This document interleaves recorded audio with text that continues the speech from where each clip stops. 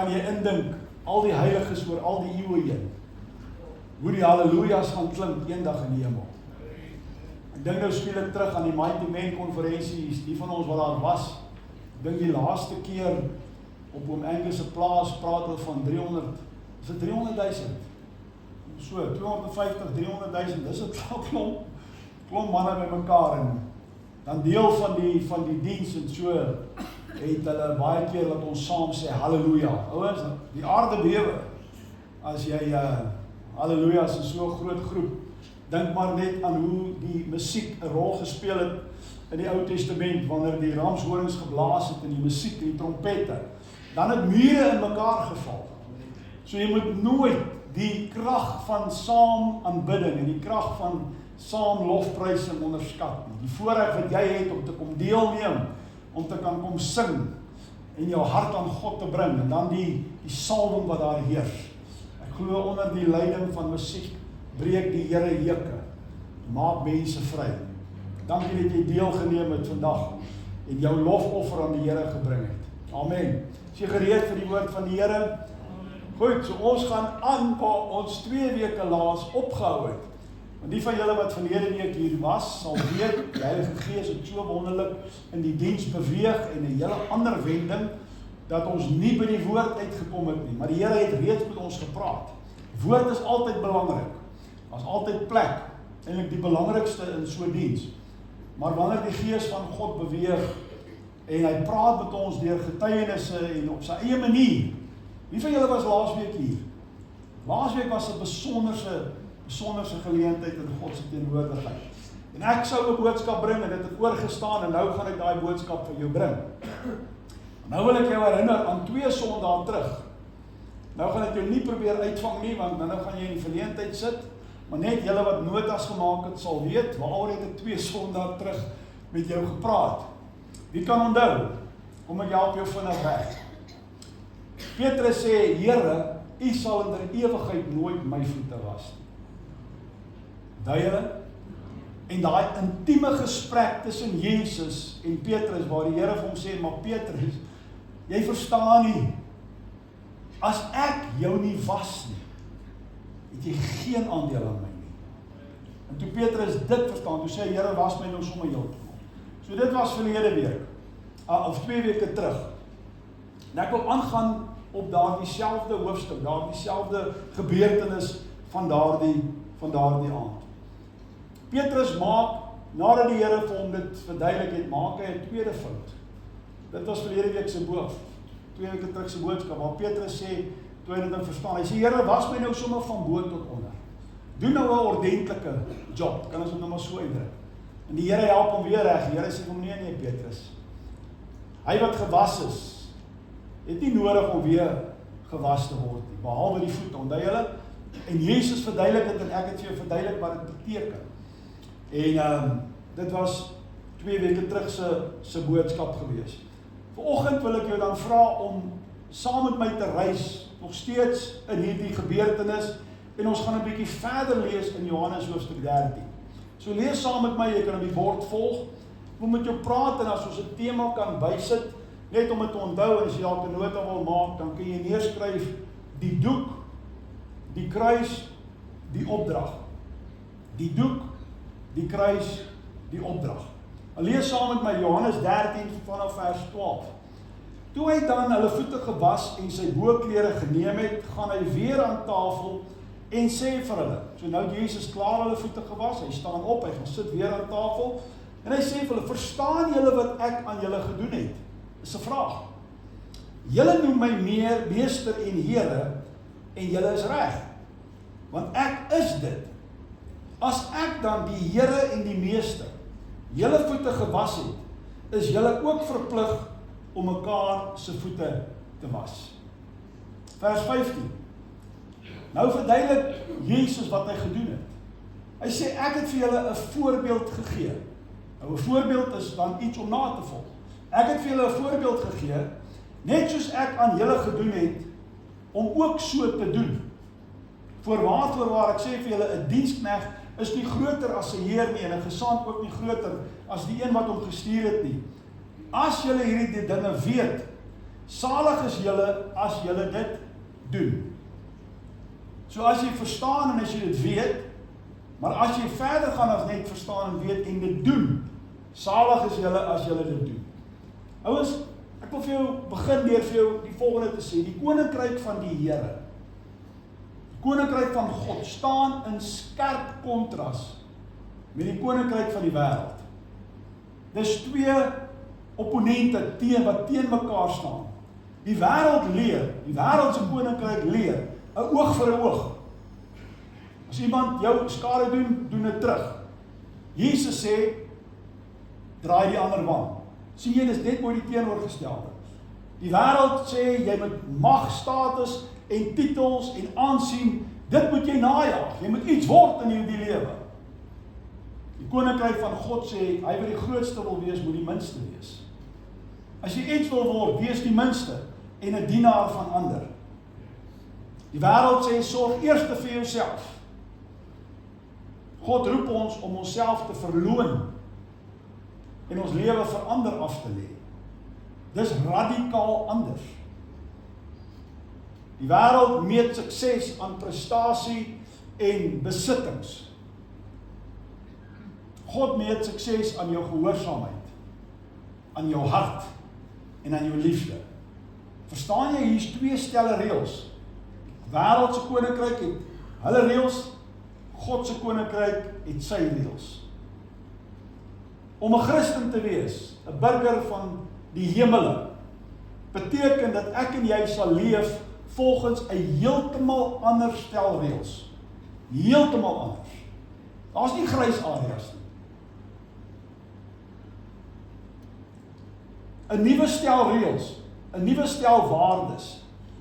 En weet julle wat, die wêreld kyk na Christenwaardes en dan dink hulle ons is swakkelinge. Jy moet die minste wees hier. God ag daardie waardes die belangrikste in sy koninkryk.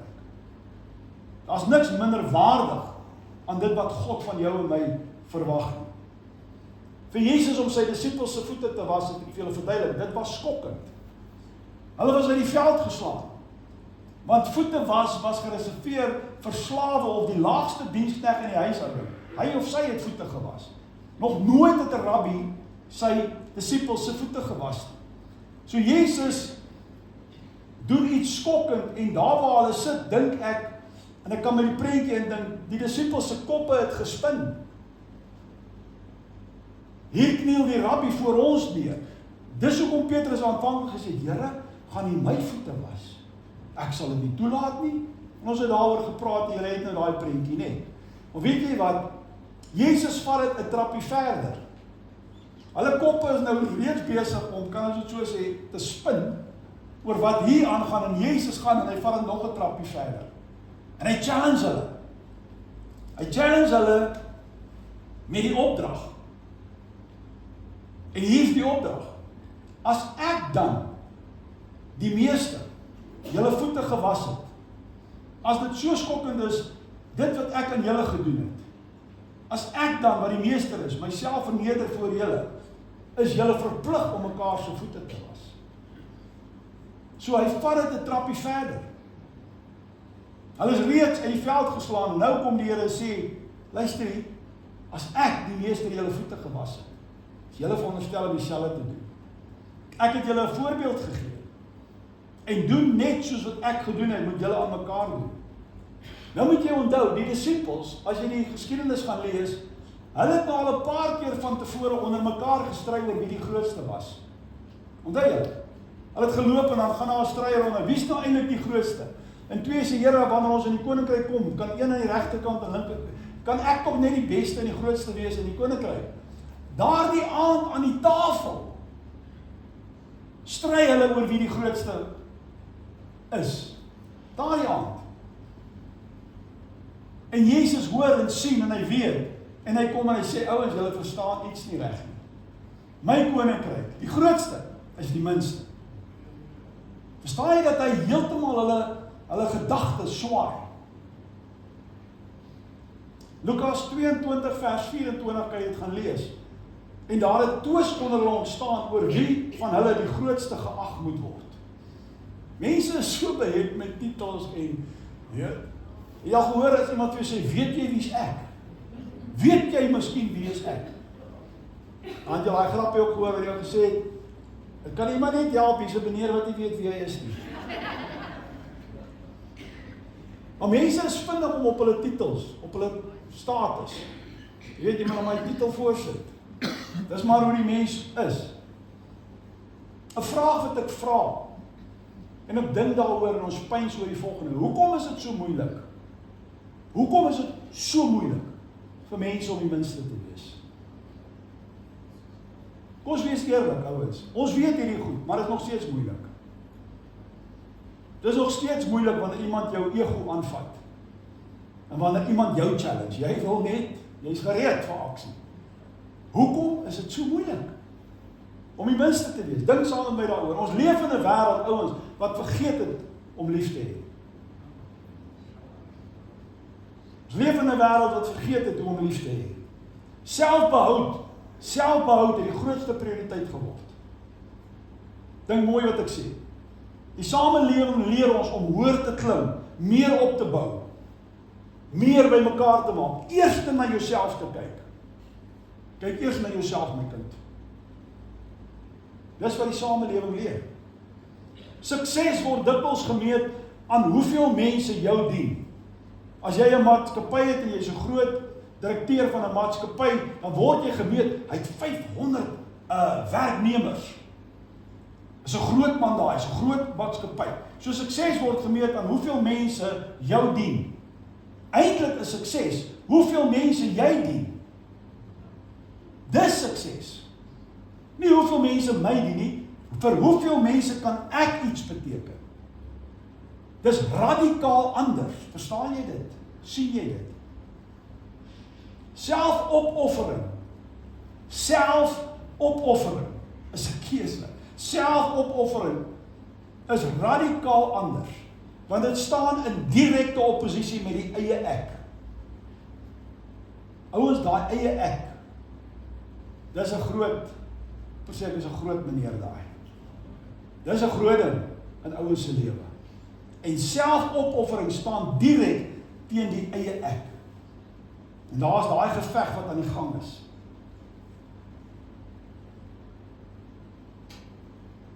We are so connected through technology,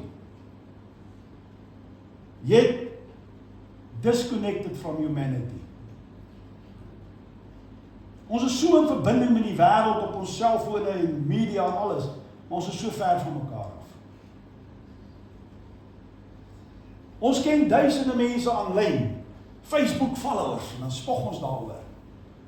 So ons het baie vriende aanlyn, maar jou buurman langs jou is dalk die eensaamste mens op aarde. Ons verdedig passievol ons eie reg,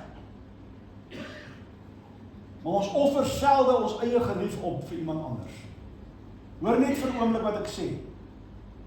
Wys nie vinger nie, ek wil nie veroordeel nie, maar kom ons dink oor hierdie goed. Die lewe het goedkoop geword.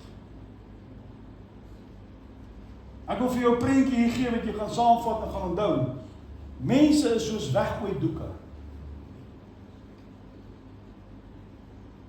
As ek jou klaar gebruik het, gooi ek jou weg.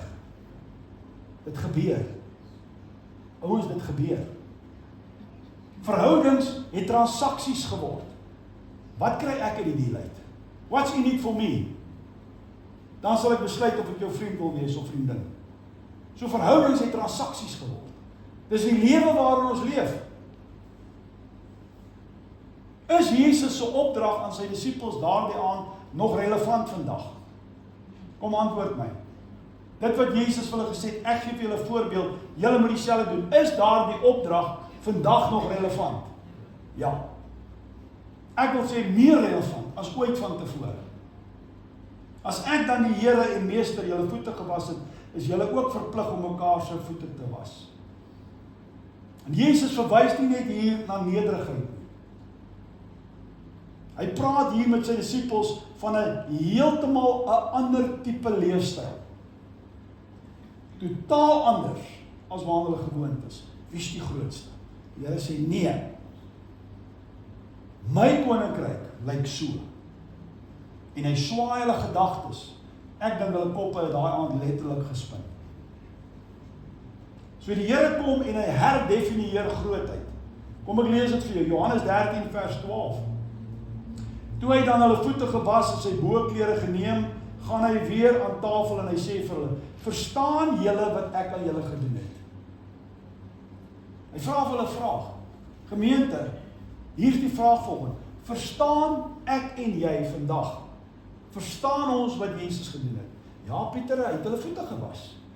En hy was die Here en hulle was sy disippels. En nee, ek vra vir jou, verstaan ons werklik wat Jesus gedoen het? Verstaan ons dit? Dink nou mooi saam met my. Die Here daag ons almal vanoggend weer uit. Mense is vinnig. Ek het dit nou genoem om op hulle perdjie te spring. Ouens, dit is so. Mense spring vinnig op hulle perdjie. Weet jy wie is ek? Weet jy met wie jy praat, mannetjie? Dit gebeur. Hier kom Jesus, die skepper van die heelal. God almagtig. En hy kom en hy kniel voor sy disippels neer en hy was hulle voete. Jy moet daai prentjie kry, ek noem dit weer vir jou. En nog meer verstommend, gaan lees dit. Hy was Judas se voete. Ouens dink nou, kom ons try nou uit. Kry nou die prentjie. Die duiwel het reeds in Judas se hart gewerk. Gaan lees die skrif. Jesus het reeds geweet. Judas gaan my verraai. En hier kom Jesus en hy was almal se voete en hy kniel voor Judas en hy was sy voete.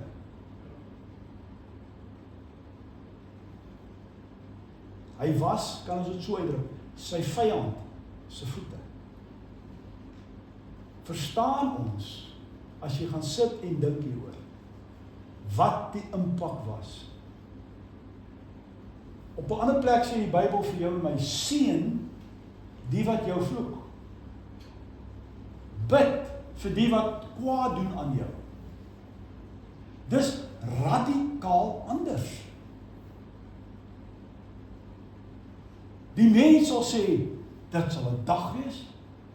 Ek sal waaragtig nie daai persoon, voordat hulle nie vir my om verskoning vra nie, sal ek hulle nie vergewe nie. Jesus was Judas se voete. Net daarna sê hy vir hom, jy gaan my verraai. En hy sê vir hom, gaan doen wat jy moet doen. Net daarna. Verstaan ons regtig? Kom ek kleer dit verder vir jou. Die wêreld sê, doen goed aan hulle wat dit verdien. Julle het dit al gehoor. Moenie jou tyd mors met iemand wat dit nie verdien nie. Julle het dit al gehoor? Moenie jou tyd mors op mense wat dit nie waardeer nie. Moenie jou tyd mors op mense wat nie weet hoe om dankie te sê nie. Het jy dit al gehoor? Ons het dit al gehoor. Moenie jou tyd mors. Jesus sê, dien omdat ek jou gedien het. Dis die kriteria. Dien omdat ek jou, as ek die meester jou voete was en voor jou neerkniel, o mens, dan gaan jy dieselfde doen aan hulle wat dit nie verdien nie. Ons doen nie net goed aan mense wat dit verdien nie. Juis aan hulle wat nie kan dankie sê nie. Juis aan hulle wat nie kan terugpresteer nie. Hoor jy?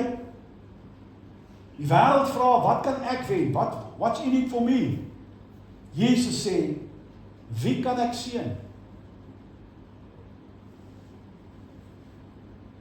Wie kan ek seën? Ek en jy moet so wees. Wie kan ons seën in hierdie dag? Vir wie kan ek hierdie dag iets beteken? Waar kan ek goed doen aan iemand? Dis die gesindheid.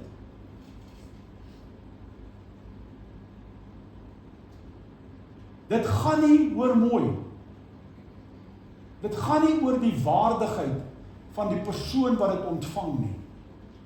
Dit gaan oor die karakter van die persoon wat dit gee.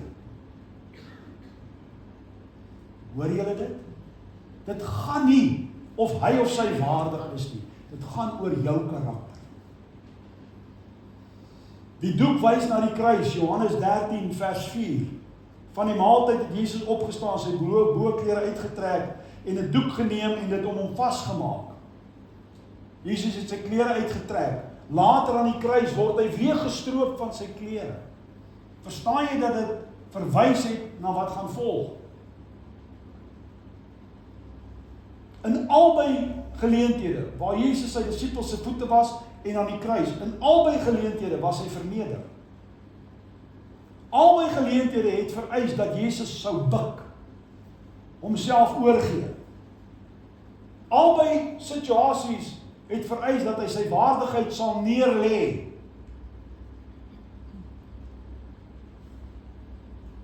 Die bak met die water was die begin, die kruis was die voltooiing daarvan. Ek en jy weet, Jesus het nie gekom om net vuil voete te was nie. Hy het gekom om vuil harte te was. Verstaan ons dit werklik? Is die vraag. Ouens, elke daad van jou en my, elke daad wat uitvloei uit ons hart na iemand anders te doen, elke daad is gebaseer op die kruis van Golgotha, wat Jesus gedoen het. Omdat hy dit vir ons gedoen het, is dit vir ons maklik om ander te dien. Alles vloei vanuit sy identiteit. Nie ek is so goed nie, hy is so goed. Kom ons praat vir 'n oomblik oor die gesindheid van Jesus. Ek lees vir jou Filippense 2 vers 5. Want hierdie gesindheid moet in julle wees wat ook in Christus Jesus was. En nou verduidelik hy dit. Hy wat in die gestalte van God was, het dit geen roof geag om aan God gelyk te wees nie. Maar hy het homself ontledig deur die gestalte van 'n diensknegt aan te neem en aan die mens gelyk geword. En 'n gedaante gevind as mens, het hy homself verneder deur gehoorsaam te word tot die dood toe. Die dood van die kruis. Daai gesindheid wat in Jesus was, moet in jou en my, wie sy kinders is, dit moet in ons lewe teenwoordig wees. En wanneer Paulus hier skryf, dan begin hy nie hier met 'n aksie nie, hy begin met die denke. Hy sê hierdie gesindheid, wat in Jesus was, die denke, die leefstyl, die manier van dink, dit moet julle wees, want in jou denke begin alles, voordat jou dade sigbaar word deur jou hande, het dit in jou hart begin. Ek gaan goed doen, en dan doen ek goed.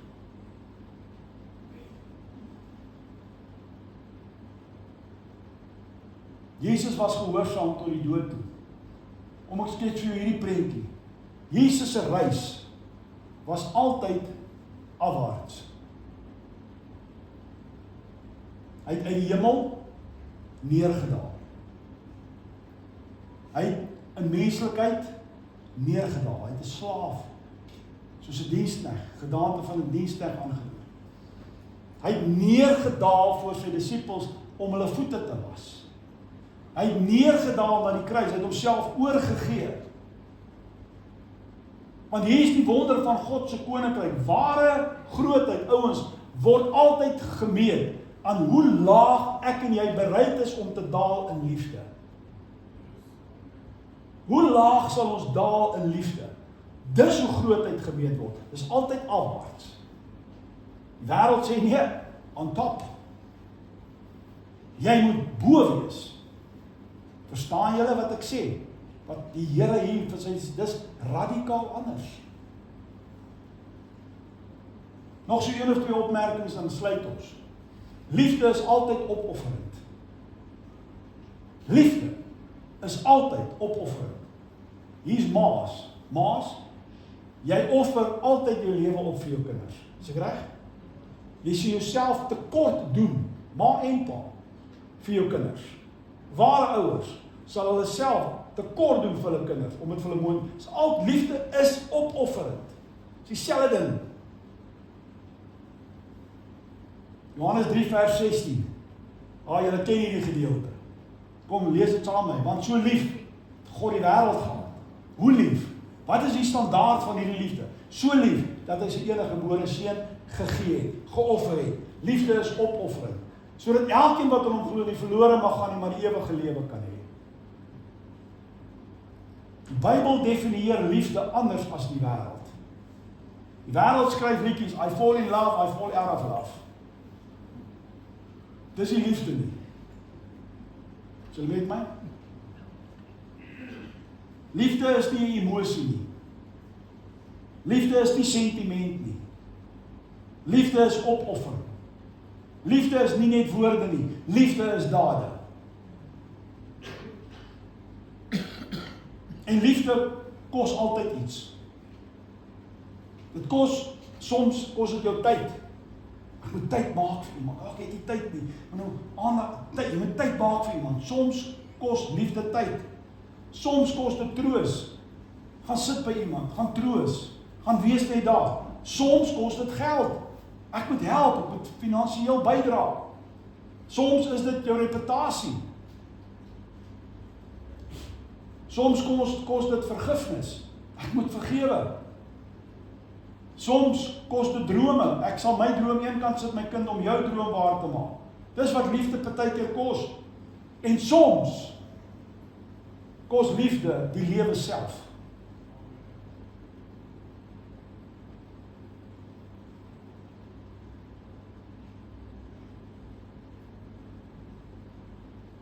In ons Suid-Afrikaanse geskiedenis is daar 'n verhaal oor Rachel Kidebee. Dit het haar lewe gekos om haar boetie se lewe te red.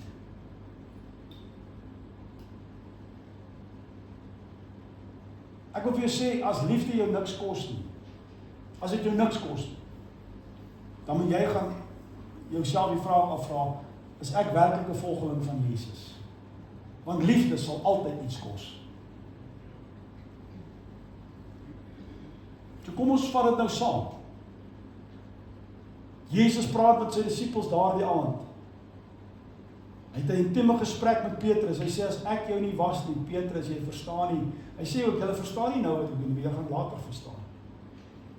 En die disippels het hulle lewe neergelê vir hulle geloof, né? En nou gaan die Here verder en hy sê, maar verstaan julle wat ek gedoen het? Ek, wat dan julle rabbi is, dis vir julle so skokkend, maar as ek dit kan doen, dis hoe ek wil hê julle moet leef, dis hoe my koninkryk lyk. So hy praat met hulle daardie aand, wat beteken dit vir jou en my vandag? Hoe lê ons lewe neer? Ek het nou vir jou gelees Johannes 3 vers 16. Ons ken Johannes 3 vers 16 uit ons kop uit. Wie van julle ken 1 Johannes 3 vers 16? Dis op die bord. Ons ken Johannes 3 vers 16, maar 1 Johannes 3 vers 16 sê die volgende. Hieraan het ons die liefde leer ken. Waaraan? Hoe weet ons wat liefde is? Dat hy, hoofletter Jesus, sy lewe vir ons afgelê het. So ons verstaan wat liefde is. Nou sê hy, en ons behoort ons lewe vir die broeders af te lê. Ons like daar aan 'n skrifgie. Johannes 3 vers 16, dis pragtig. Maar 1 Johannes 3 vers 16, Here, wag 'n bietjie. Hoe moet ek my lewe vir my broers af lê? Hoe moet ons dit verstaan? Ouens, kom ek sê vir jou so, die meeste van ons gaan nooit gevra word om fisies vir iemand anders te sterf nie.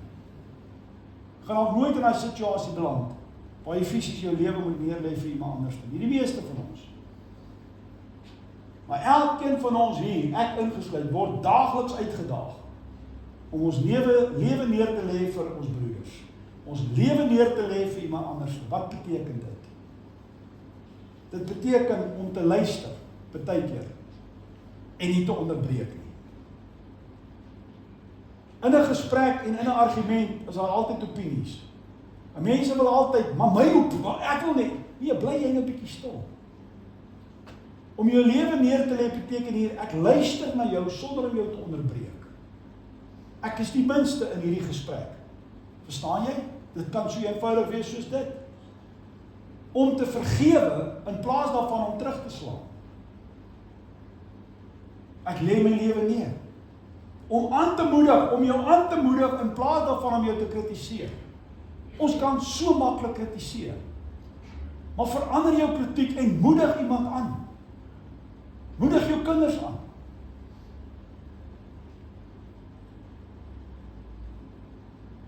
Om te gee, om weg te gee, in plaas daarvan om op te hoop. Ons kan by mekaar maak, julle. Ons kan by mekaar maak. En liefde is om te gee, eerder as om nog op te hoop. Om te dien, om jy kan dien, in plaas daarvan dat jy eis dat jy moet gedien word. Ek staan op my reg. Ons hoor in die konteks. Jy het regte. Maar 'n kind van God, liefde, is die hoofvaktor. Jy kan nie op jou reg staan ter wille van liefde nie. Dan moet liefde override. Dis die Engels, wat is die Afrikaans? Julle weet wat ek sê. Maar jy het regte. Maar my regte kan ek een kant skei wanneer dit gaan oor die liefde van die Here. Dan kom hy eerste en ek tweede. Om te bid in plaas daarvan om te kla. Om iemand anders se las te dra. Ja, ek bid vir jou my broer.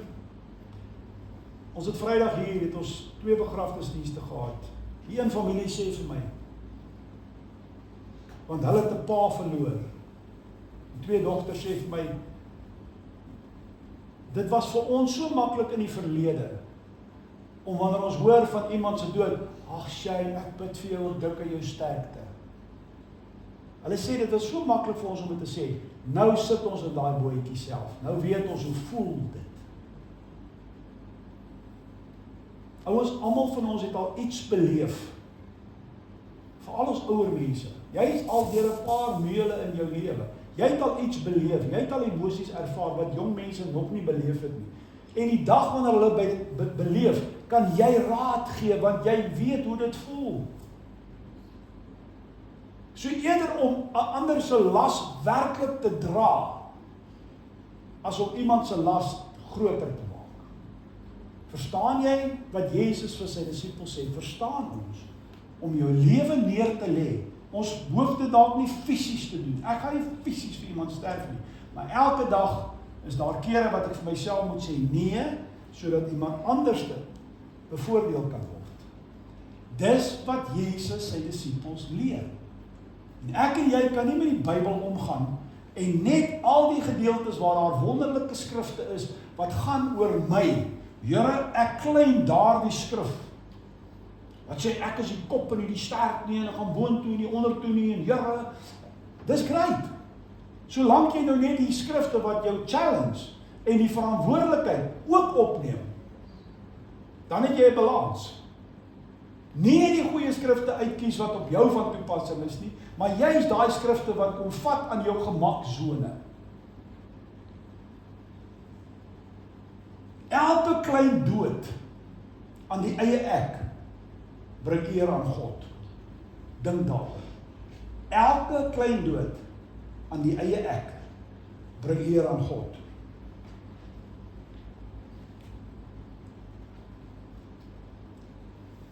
Die eie ek